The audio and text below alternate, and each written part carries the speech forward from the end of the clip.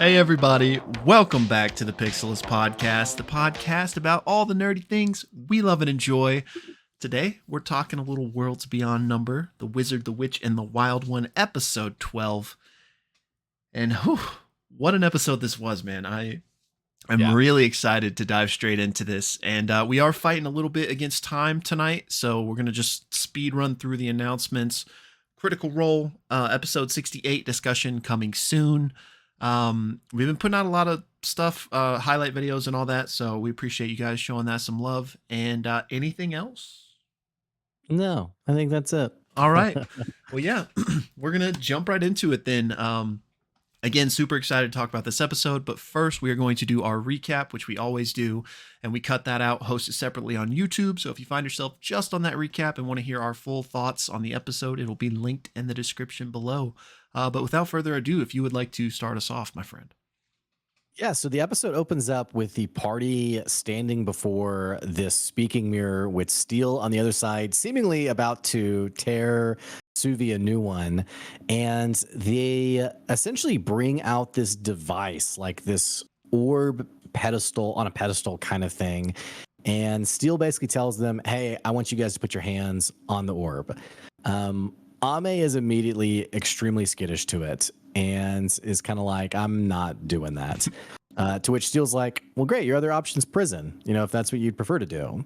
They chat a little bit about it, and then finally it's kind of like, this is really the best option we have. And Steel informs them, I'm basically going to go into your mind and have a conversation with each one of you as to what's really going on here. Now, this episode's called Prisoner's Dilemma because of the prisoner's dilemma of basically how forthcoming are you, or do you all kind of unspokenly lie together? And this conversation that follows is actually fairly intense. Shout out to Taylor Moore. There are some really intense moments. Steel is going to have a one-on-one conversation in the mind of Ame, Suvi, and Ursulon. And there are some high points that come out of this.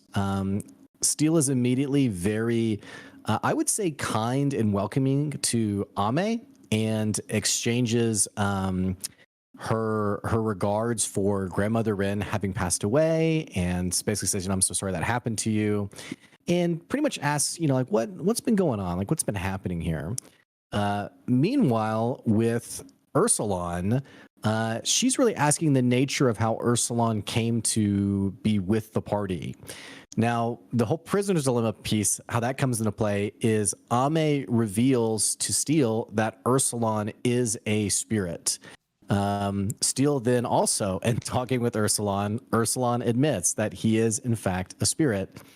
Well, then in speaking to Suvi, Steel asks about the nature of Ursulon, and Suvi basically is forthcoming and says, yeah, he is a spirit.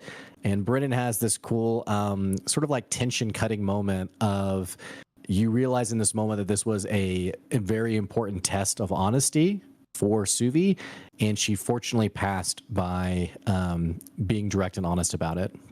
Now, from this moment on, it seems like the intensity of the moment is kind of subsiding. It definitely feels like Steel is on their side. Steel mentions that, hey, I have a lot to clean up because of you guys, but I'm not going to tell anyone here that Ursulon is a spirit.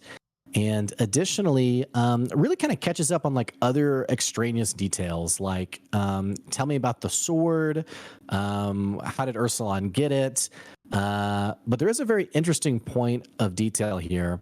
They talk about the main reason why Steel's orders were ignored was because they needed to figure out how to basically break this curse, how to basically get the sword to break the curse.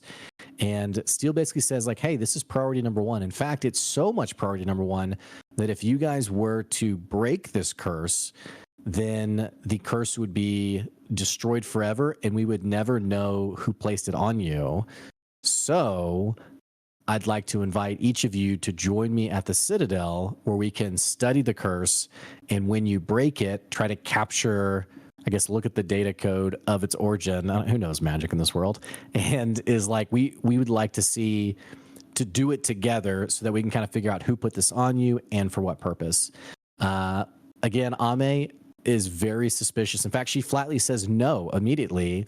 To which Steele says, I think Ame says something like, "Well, witches aren't welcome there," and Steele says, "Oh, well, Grandmother Wren came several times," which sort of stuns Ame. Ame's like, "Well, she never mentioned that," and Steele's like, "Oh yeah, Grandmother Wren's come many times. I mean, it's your choice, but I'm definitely making Steele, by the way, sound more suspicious than I mean to. This is all fairly innocuous. I think just Will and I have kind of a tinfoil hat on about Steele, which I guess we'll talk about in the episode. But having said this conversation, Ame then kind of relents and says, "Well, all right, well, I'll think about it." And then essentially offers the same thing to Ursulon and then also to Suvi as well. In fact, lets Suvi know that because she is the Archmage Apprentice, there will be, I think, even like a court-martial hearing of some kind that she'll need to come be present at the Citadel for. The sort of mind vision device ends.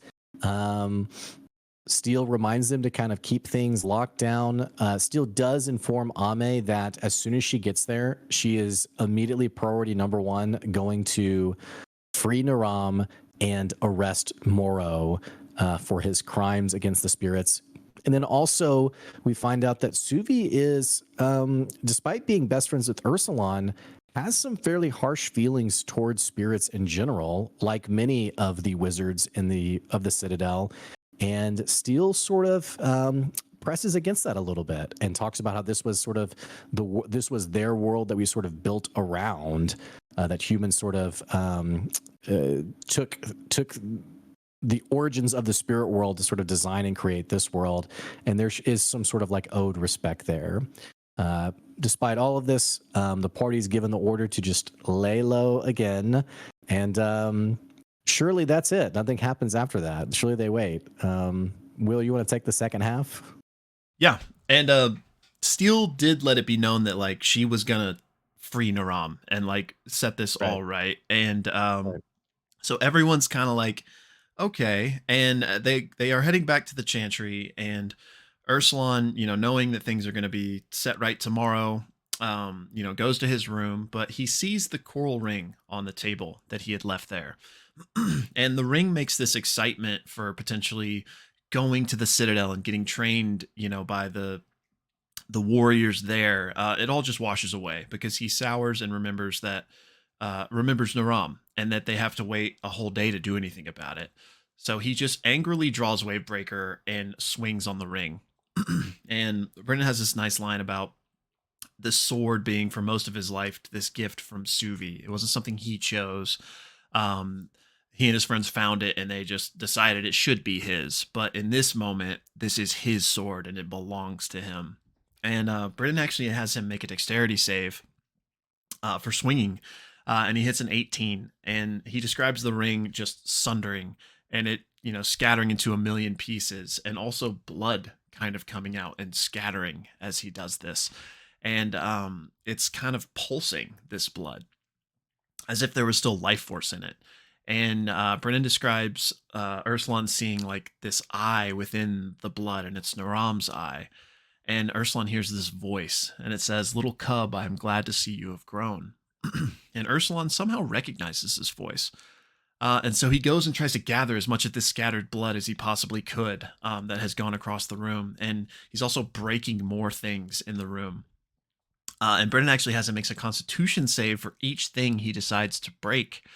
And the very first thing, the bed, he hits a natural one.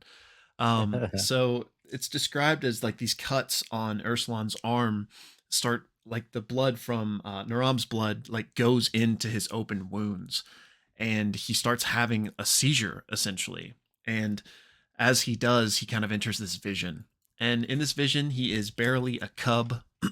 His father, the Great Bear, is standing atop a mighty waterfall, and Ursulon actually falls into the waterfall and gets swept away into the sea. However, he sees a beautiful man with a long spear who approaches him, who is very friendly, and he says like, "Oh, little lost cub, hold on." And basically like this mist surrounds Ursulon that allows him to breathe underwater, and Naram basically like picks him up in the palm of his hand and ultimately returns him to his father. Interesting kind of scene here that we might talk more about, but Ursula's father is like, "Oh, did you save him? Like, was he Right. weak?" And Naram's like, "No, no, of course not. I was worried for my fish. Um, Here, like, I brought your son back to you." And he tells Ursulan, "I hope I see you again one day." It's after this that Ursulan awakes to Ame checking on him, and he tells her all about the vision. And Ursulan's like, "I have known his kindness. Like, I'm going to free him right now."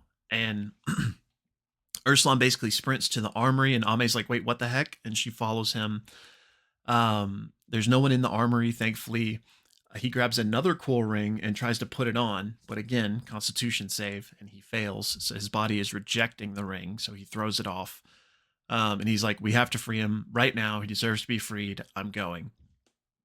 And Ame notices that there's something kind of weird about his fur, but more on that in a second. So Ursulan sprints out of the armory and is headed toward the docks. Ame goes after him and she calls for the fox, like, "Hey, like, come on, we're going."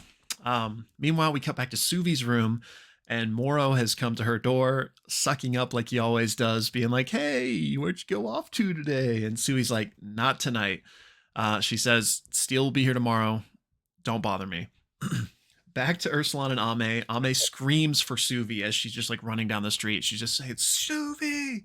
So Suvi can hear this, and she goes out to her window and can see her friend sprinting toward the water.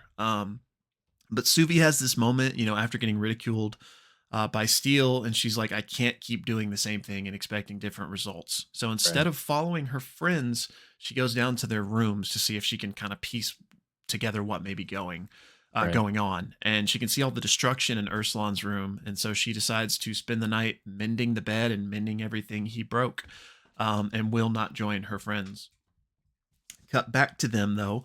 Ursulan sprints down the dock, dives in the water. He's far ahead of Ame. So as she's catching up, she's like, "Well, what do I do?" And she tries to get in a nearby rowboat, but as she does, there's like an Imperial ship going by, and they're like, "Hey, what are you doing? Like, we could Yeah. clearly see you stealing this ship." And Yeah.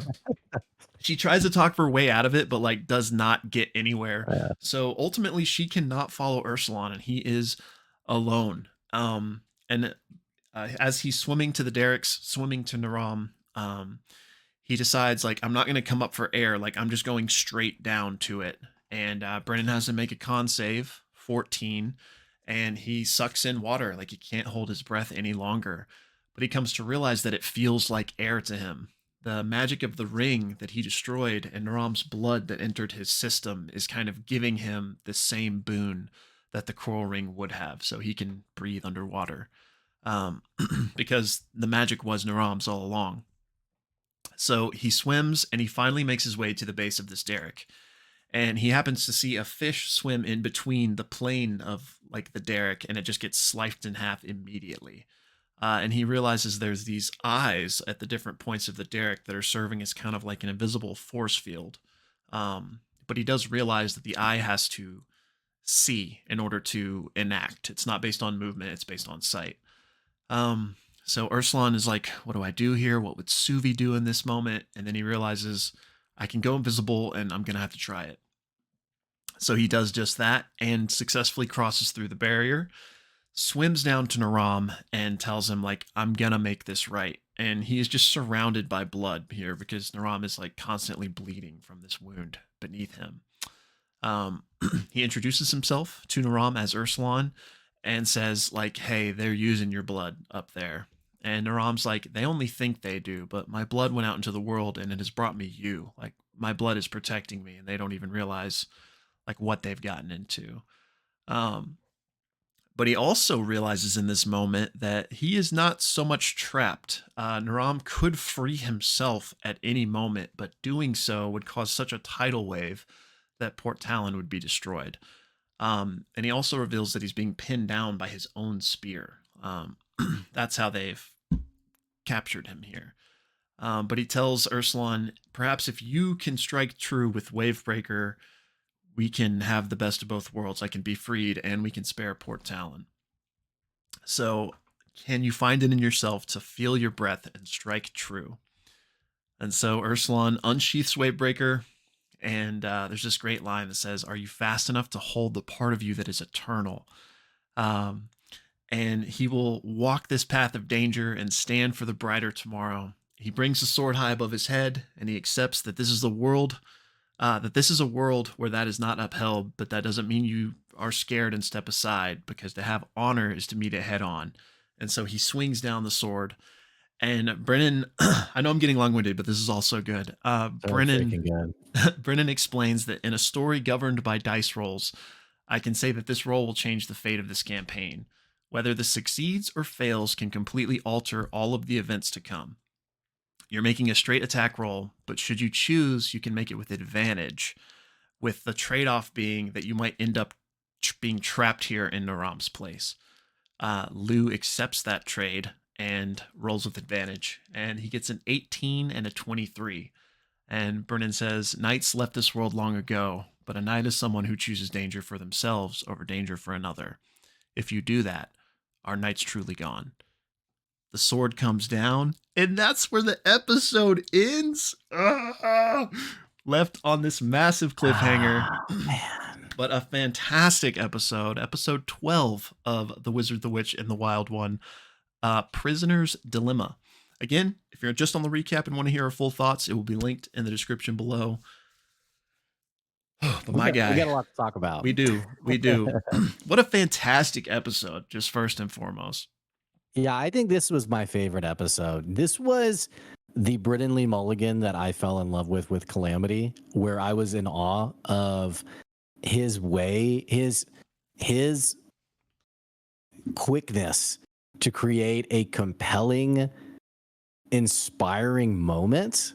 I mean, you mentioned the line about the knights, and then also when you didn't mention the second half of it, when he talked about like, are you the vastness of you, but then he says something like, maybe you don't get to be vast without being singular or something. Oh yeah, there was some line like that was just like, wow. He's so poetic. Oh yeah, he is insane. I literally was in a parking lot ready to go into a meeting and was in the last like 10 minutes, and I just like went on through the meeting. I was like, I have to finish this. They have to wait. Yeah, I mean, it was incredible. I mean, it really was. Yeah, and while we're giving out the accolades, I got to give it to Lou too, man. Those were such powerful choices and also powerful role play. That whole final segment that was essentially just him. Yeah, Lou was amazing. Freaking champion. But yeah, I don't really even know where to begin. I guess maybe the end, because we're kind of already talking about it, unless you prefer to cut it back. No, end is good. I mean, we're already here. I feel like I could easily for half an hour just talk about what's that Chris Farley, like, remember that moment? Remember that? That was awesome, man. Yeah. Like, I feel like I was just so captivated by the ending, the heaviness, like the weightiness of Brennan saying, this role will dictate the future of this campaign. Yeah. Like, I was like, bro, this is wild. But yeah, I mean, the attack, I assume, has struck true. What are your thoughts? Yeah. One piece on what you were just saying before I go to the attack was in the fireside chat, Brennan spoke about like that the heaviness of that role and the impact it could have, and just how he was excited to be in a place where that's a thing, because this is a long form campaign, and Dimension 20 is usually very short. So he mentioned like just the excitement he had to be able to have one of these moments, because they don't know where this story is going. The end is not in sight. It's not set, it's not a set destination. And something else he said, not regarding the fireside chat, but just in general, I don't know if it was like maybe the DM, I think it was the DM discussion between him, Aabria, and Matt Mercer. Yeah. But he talked about, jealous isn't the right word, just how much he loved that Matt had an opportunity to world build over like a long form campaign. Mm-hmm. I could definitely feel that energy in this episode. I mean, this was a very weighty episode with some very poetic lines. And I think it was really cool that it got to be Lou's moment and Lou's alone. Not that it would have been an issue if it was anyone else's, but I think we've talked about this over a number of episodes, how it's really special when someone's willing to give another player some space. And like Suvi, for example, deciding to mend the furniture, which Brennan had a great line about that too. Like the way he described her mending was really poetic, but I can't remember it, unfortunately. But and I don't even think Brennan was forcing that either. I think Brennan, like with Ame, I think she very much could have joined Lou, and I think she also would have let him have that moment, so to speak. But you know, like we said, the story of the dice rolls. I mean, the dice didn't let that play out that way. So anyway, Yeah, I totally agree that they've got a lot of trust at that table and will allow each other to kind of roll solo. No, I don't mean literally, but it was literally yeah, in this case. So yeah, like not only were Lou's choices I thought so cool and compelling and make perfect sense, you know? Like I loved just the turn of like, you know, he got so excited that he might go get trained by a Citadel warrior, but then coming back and seeing that ring and for those that don't remember, leading up to the last few episodes, Ursulon had tried to break that ring and failed. And then, you know, the whole Orima excursion happened. So coming back, I just, you know, I feel like one, he remembered Naram, and two, remembered his failure and was like, what am I doing? You know, like I can't like, and I'm putting words in his mouth now, but like what honorable person would just sit and wait a full day while he knows like somebody's being tortured? So I just, yeah. yeah, go ahead. No, I was just gonna say I like that you said that too, because I very much was like, but Lou, Steel is coming in a Yeah. day, and I love how you tied it back to honor of, and not that even so much like he was thinking like, oh, it's someone else's problem, though that's ironically what he thought originally. But I love that you tied it into honor of like, yeah, I mean, this is the right thing to do. Why would I wait for someone else to? I love how you phrase that. Yeah, and I thought it was like a really compelling storyline. Like, not that I don't think that that's in their minds necessarily when they're making these choices. But yeah, it was so easy to say like, oh, the first half was such a sigh of relief. Steel is on our side. This is all going Yeah. to be resolved tomorrow. Let's just go get some rest. And no, like that would have been really easy, but instead Lou was like no, like Yeah, this and is how my character would feel. we Um, need to we need to put a pin in Steel just as a reminder to come back to that in a second. yeah, But I definitely want to go continue talk though. about the whole first half. Yeah, But yeah, I loved it. I thought it was a courageous choice and an amazing character choice, and the just the stones to do it. I mean, I guess Lou didn't know that that was going to culminate in this role that could affect the entire future of the campaign. Like he couldn't have known right. that, but he while not knowing that, he clearly knew that this was a crazy thing to do by himself. Like he doesn't Yeah, even know how Wavebreaker works necessarily. Like it might not even be, even though he has it, it might not even be like a feasible thing for a singular player to do, but he still just, you know, went with it. yeah. And was this two fireside chats ago or three when Ame went out on her own? Because I feel like to get to Orima, I feel like this has come up before, this conversation of like DM perspective, where it's like, okay, Lou Ursulon is leaving to do this thing by himself, and there are many players, or excuse me, DMs whose mentality is like you need to punish the player, right? Like you need to inform them like, hey, this is a party game, you know, what have you. So I feel like this was the fireside chat, and you can help me if I'm misplacing this, but Brennan had this amazing line about risk taking and how essentially, and I'm gonna add some words to more than what he just said, just from what I implied of it. How there is this interesting balance between risk taking where you inform the player of like sort of the constraints of what they're capable of doing. Like a player wants to like become king, like take the crown from the king. It's like, okay, how do I inform you as to like the boundaries here? Mm-hmm. That plus rewarding a player for risk taking and being courageous, like you said.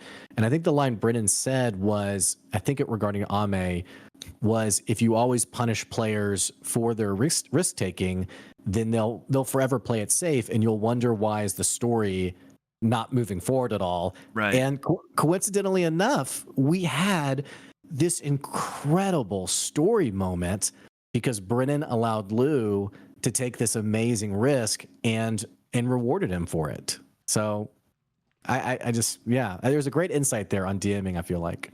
100%. And I think that, and I know we're just like straight up goozing for like 20 straight minutes here, but I think it just speaks to obviously Brennan's caliber as a DM, but also Lou's. Cause I mean, there's obviously nuance to the situation of like having a player that's going to do something by themselves. And I think it just goes back to trust at the table. Like, cause you know, it could very easily be like, well, I'm going to go do this and being like abstinent and like detracting from everyone else's enjoyment. But, like I said, trust at the table. They all know what they're doing, and they're all so good at it that this is like really shining examples of how to like do that correctly.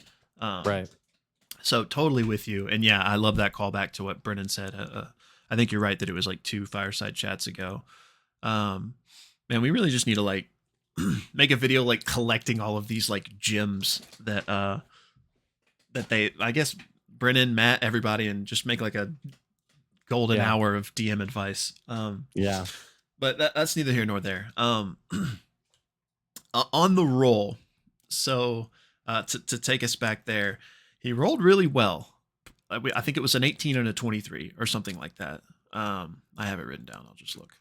And it wasn't a double roll, so it was 23. So 23 because it was with advantage.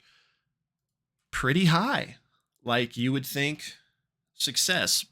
But I will say that like this is like we've just been talking about like a kind of monumental task. So I don't think it's out of the ordinary to imagine the DC could have been 25, could have been 30. We do know there was a caveat of you get this advantage, but you might get stuck. So maybe I think it's pretty safe to say that whatever he did will free Naram, but I'm not convinced that that's going to come without consequence. I think at level 1, he had a +5. I think he had his proficiency bonus, and then the sword Wavebreaker had a +3. So for a DC 25, you would need a nat 20, which I mean it is a monumental task. So I guess it depends on Brennan's thinking there. I know personally speaking, as a DM, I would have for me it'd be a hard sell to put my player up against a decision like this with only a nat 20 being a success. Having said that, I actually did do that with a player, now that I'm saying I would never do it, and they freaking rolled a nat 20. And I was like, okay, well, all right, let me figure out what happens now, because I said there was no way this was going to work. And how dare you? And I told him outright, I said it would have to be a nat 20 for this to work. And he was like, natural 20. And like, it's the only time at the table, like everyone screamed.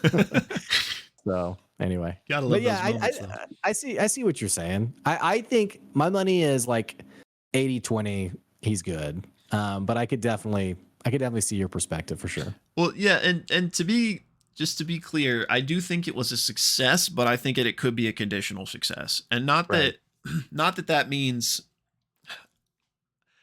I mean, it's not like Brennan explicitly outlined what he meant by like, you might take Naram's place. Because I don't see, especially on a high roll like that, I don't see Ursulon being like literally stuck. Like, I don't know how the mechanics of it would work. Like, he's now impaled by the spear somehow and he drowns or something. Like, I don't see Ursulon dying in this immediate situation because he didn't hit whatever perfect DC for like a conditionless success would have been. And I am rambling, but my point is, I feel like there could be some caveat to what happens here, and it's not just Naram's freed, you guys both swim away. And I don't want to belabor this point too much, but they are level 1, like you said. This is like a great spirit, so you would think like it's gonna be a pretty difficult thing for like a level 1 character to do this by themselves, especially considering like the way it was going to happen was Steel was going to come in, a presumably very high level character who probably would have done it if she was being honest. We'll get to that in a minute, via diplomacy.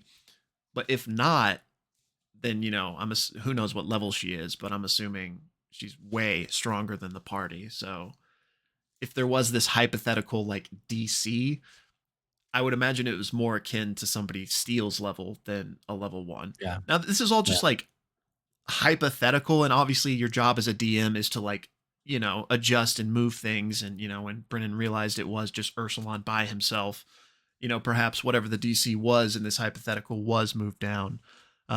Very long-winded way to say that I do think it will free Naram, but I'm still kind of nervous for what could happen here.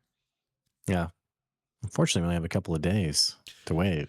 Waiting for this episode, by the way, was a very painful thing, but it was definitely a payoff for how good it was. Yeah, I'm glad you said that, because I was going to bring that up too. Worth the wait, which we say this almost every episode, but shout out Taylor Moore, because I mean, I don't know what caused the delay necessarily, but I'm pretty sure it was because of production. I think he tweeted that it wasn't like exporting correctly or something, which, you know, you and I have had those woes with our videos where it's just like, give me a freaking break, dude. Yeah. It just like for no reason, it just stops, you know? So I think he tweeted something like that, but yeah, the music, everything was so like on point. You know, we got the callback to Ursulon's prelude music, like with the Great Bear and the dance. So good. Oh, I was gonna say the music, the ending, the final like 15 minutes were just pristine, perfect. Yeah. I noticed the music during the Steele's interrogation, where I was like, dude, I feel scared. Like this is extremely intense, and the music like just was perfect for those scenes too. 100%. And just while we're talking about it, and it wasn't the part I just referenced with the Great Bear, but there was this scene where Ursulon is trying to decide what to do with the like laser defenses. And he describes himself going invisible, and it was such like a vivid description. I guess it was Brennan that was maybe doing it at the time. They're talking about like how it's like it started at his fingers.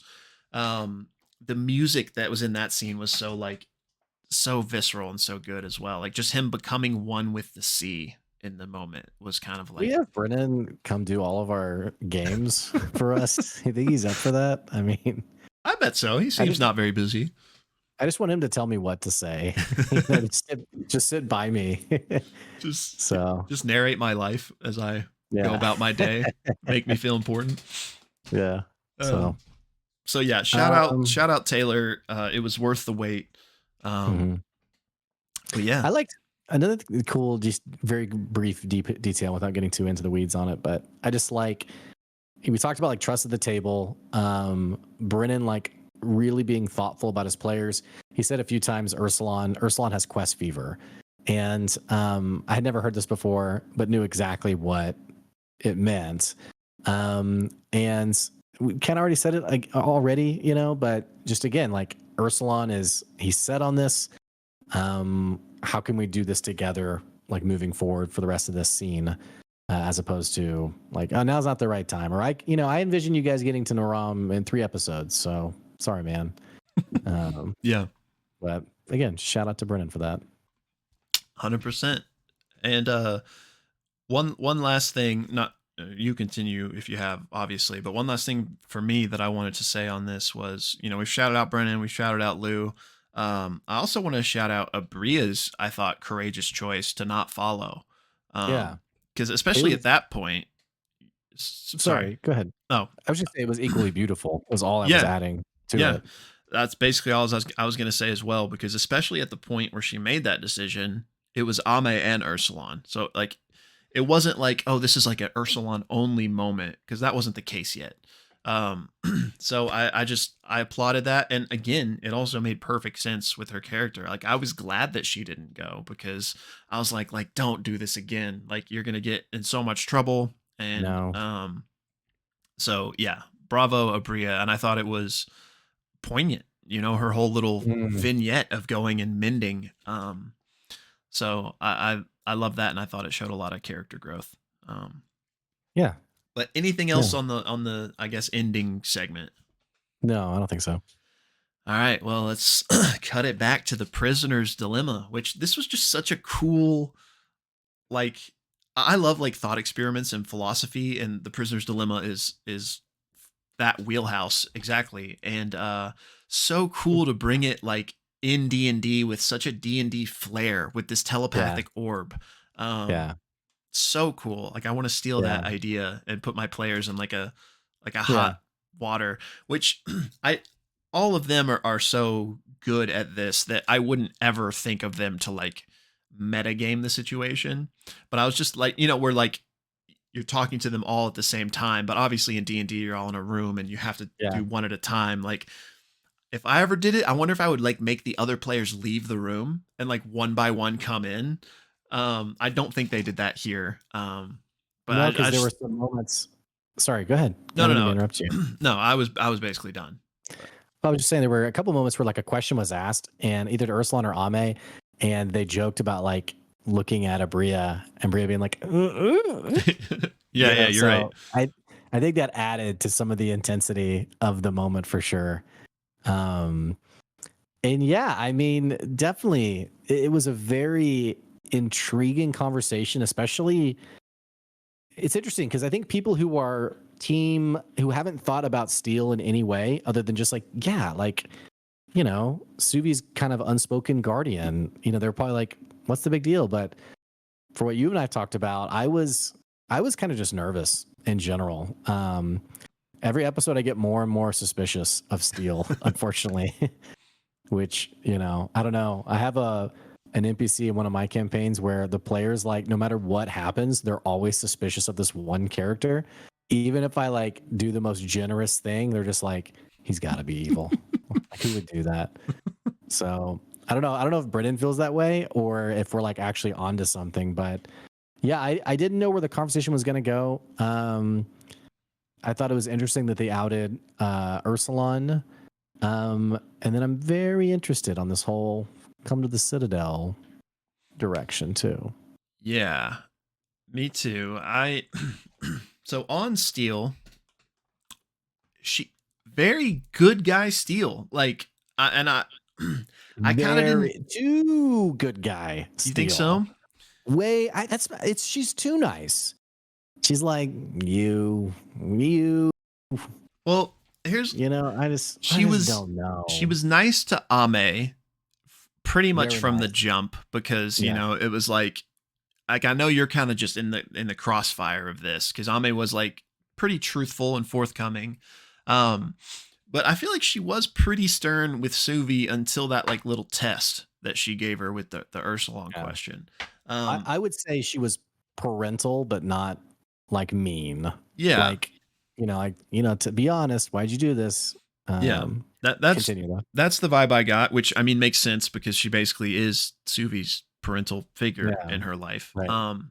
And I'm sure we'll dive deeper into this, but our suspicion of Steel, if we can call it that, is just that there's like more that we don't know. I don't think either of us think she's like the big bad or anything, but just that, she maybe hasn't been fully honest and there's more there than we are aware of. But in any case, I do think she cares for Suvi. Like I don't think that's Sure.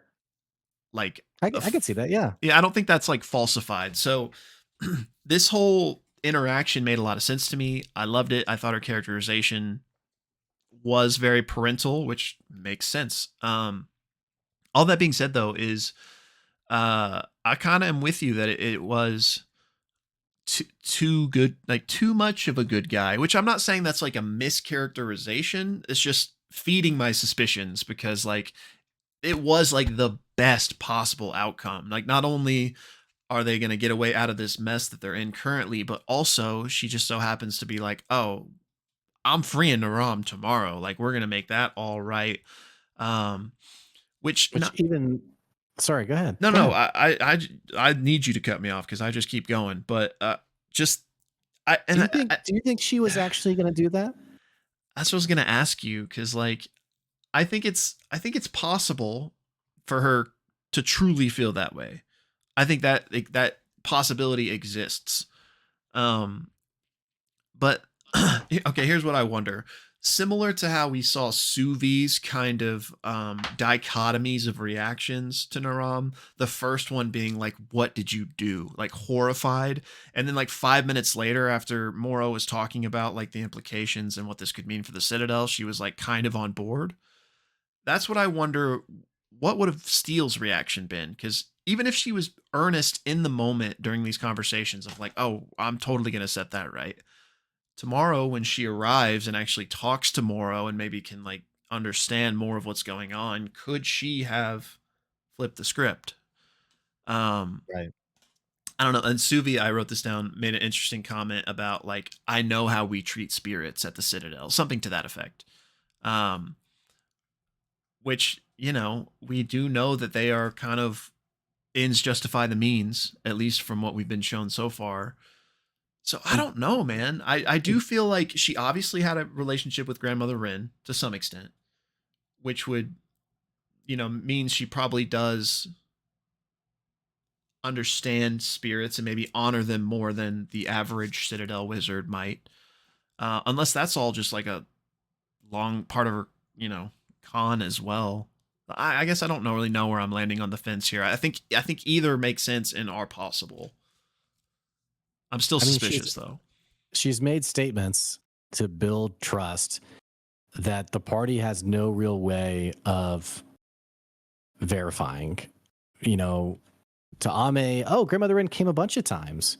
Well, I mean, it's literally just her word versus Ame's memory. You know, doubled by the fact that Ame knows that there are things that she no longer remembers because of this curse. Right. So no way to fact check it. And then this thing about coming to free Naram, yeah, I mean, we know when Suvi first was exposed to Naram, there was this whole dialogue on, you know, this is, though a great spirit isn't the norm, that they use spirits to their own ends. And if Steele's like the highest ranking person, surely at some point she's been complicit in something like that. I would assume, I don't know. Not that she is actually the highest ranking, but fairly important person. So yeah, I don't know. I don't know if she would have gone for the intention of freeing Naram and then it would have flipped when she saw the power of it. I actually wonder if she just said that to like, you know, really win over Ame. And I don't know how Brennan would have played it out, but I don't know. Something about her just coming in and arresting Moro, it felt too good to be true, honestly. Yeah. So, Yeah. I don't know. I at this and I know I'm kind of like thinking on a meta level. I think I tend to believe Steele in this moment, not to but maybe she has ulterior motives for it. You know, maybe that's not truly what she thinks, but Well, I just wait, what's up again, with the come to the Citadel and let's not free the curse until we can be there. yeah, I Yeah, am that's like an investigator being like, "Well, I don't show them the evidence till I'm in the room." This is like basic for like the person who's in on it being like, "Well, I want to be there when the evidence is shown so that they can like manipulate it in some way." And we've had the conversation, you and I, on did Steele put the curse on? I'm not saying necessarily she did, but was she involved in some way? Maybe. Is it because she's evil? Maybe not. Maybe it's because it was for the greater good. It's better if you don't know, kind of thing. I don't know. yeah, I mean, I definitely have my suspicions, like for sure. And I do want to talk about the Citadel part of it. By the way, we're coming up to the end of our Okay. chat, by the way. So Um I just on a meta level, I don't see let's just assume Steel is again, I don't want to say evil, but there's deceptiveness with Steel. Let's just say that's true. I don't see that shoe getting dropped this early in the campaign. So for that reason, I'm inclined to more believe her in this instance, and I do think, like we mentioned, that parental affection and love for Suvi is real, no matter what the case is. So for those reasons, I can kind of believe that she was being authentic and genuine. But like I mentioned, maybe when she got here and spoke to Moro, like who knows if she could have like moved the needle a little bit. Um, but them, and it kind of sucks that we'll never get to know now because Ursulon went and, took matters Right. into his own hands. One, I'm interested to see how she reacts to this. I mean, obviously Suvi didn't go, so her vitriol won't be directed at Suvi, but like there's definitely still going to be, hitting the fan with what's going on here. Yeah, but them going to the Citadel, I think is definitely kind of a couple things. One, I think, and I think we talked about this last time, Steele's like priority is going to be, regardless of the situation, like Suvi, you're come home. Like you're getting into trouble. You weren't supposed to be gone this long anyway. Like it was always going to be Suvi and I are going back to the Citadel. So I do think that it could be, how about your friends come too? And obviously there's uh, Yeah. a motive to get this information on whatever curse is on Ame. I think even if she's not involved with it, that's power that the Citadel could utilize. And then Ursulon just, getting his training. I think that was just, he's the friend too. This is how we can entice him to come as well. But what do you think? I mean, obviously we have this whole can of worms with the Naram situation that is throwing a wrench into things, but do you see all of them going to the Citadel after this? I want to say yes from just like basic DMing, but not knowing the story that Brennan wants to tell. I don't mean that in a railroady way, but like the boundaries of like what he wants to see happen. I could definitely see both situations happening. My gut tells me they'll all go together. I could see something different happening where someone doesn't go, and Brennan has sort of a unique flair on that decision in some way. Okay, that would be interesting. I wasn't even considering that as a possibility. I just assumed either all would go or all wouldn't. But that would be really interesting if there was I have a like hard time imagining Suvi not going to the Citadel because of what you just stated. Yeah, I do too. Archmage apprentice. I mean, I do too. It would have to be something kind of crazy that if she didn't. right. I just. From the fireside chat, what I wanted to mention was that they brought up. They teased a bunch of cool things are coming at the end of this month, but wouldn't say what. But Brennan also said that this arc is about to end. This first arc of the campaign ends with episode 14. What does that mean? So two more, which I'm assuming it's like the Naram Port Talon, like the beginning of the campaign through the Naram Port Talon arc is my assumption. Yeah. So just very interesting to think about. And wow. What might arc 2 be? Could it be the Citadel arc? Or maybe it's breaking the curse. Maybe that would be like the end of the first arc. Jeez. That's wild to think about. So a lot of food for thought. Yeah. Also, one quick thing, good guy Naram, though. Oh yeah. Like what a kind-hearted softy. Yeah. All the more reason why Ursulon needed to do what he did. Yeah. The honorable thing for this person spirit who showed him kindness and protected him without knowing him. Because the Great Bear asked, was he weak? And Ram was like, no. He's, looking out for Ursulon as a little cub. So, but anyway, anything else, man? We definitely hit the highlights that I wanted to hit. I'm interested to see these last two episodes of this arc, man, because like we've been blabbering about for an hour now, who knows where these things could actually go from here. Yeah. Let us know what you guys thought. I thought this was a truly beautiful episode. I'd love to know y'all's thoughts and theories as to what's going to happen next. You can let us know in the comments. And also, we have a Discord. You want to join the Discord because we have we don't do live chats of Worlds Beyond because of the way it drops, but we have a lot of chatter on the latest episode. So everybody's welcome. If you want to jump in and have that conversation, we'd love to have you. Yeah. Well, until next time, I guess, my friends. Yeah. We'll catch you guys later. See ya.